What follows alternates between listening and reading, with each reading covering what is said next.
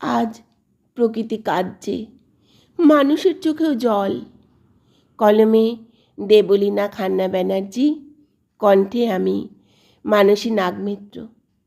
নীল আকাশ আজ যেন কাঁদে, ধোঁয়ার কালো ছায়ায় মানুষ তোমার চক্রান্তের শিকার।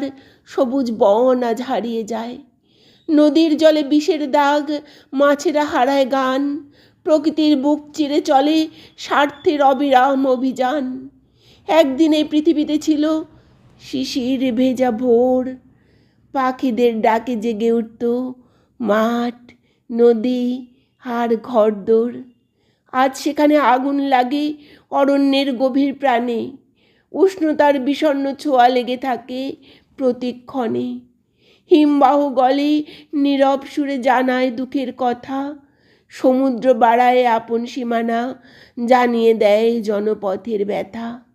ঋতুগুলো পথ হারিয়ে অচেনা পথে আসে, বর্ষা নামে অনিয়মে, খরা জলে মাঠ প্রান্তরে সবুজ ঘাসের পাশে। তবুও এখনো সময় আছে, জাগো মানুষ জাগো, পৃথিবীটাকে ভালোবেসে নতুন স্বপ্ন পূরণে লাগো। একটি গাছের সবুজ পাতায় ভবিষ্যতের গান, একটি নদীর নির্মল জলে জীবনের সম্মান। ধোঁয়ার বদলে আলো ছড়াও সূর্যোদয়ের প্রাতে, প্রকৃতিকে ফিরিয়ে দাও তার হারানো রূপের সাথে। পৃথিবী শুধু মাটি নয়, মায়ের মতো আপন, তাকে বাঁচানো আমাদের সবচেয়ে বড় সাধন।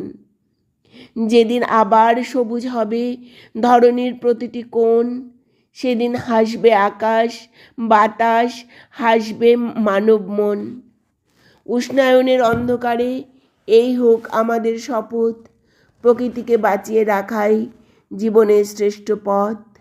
প্রকৃতিকে বাঁচিয়ে রাখাই জীবনের শ্রেষ্ঠ পথ। নমস্কার।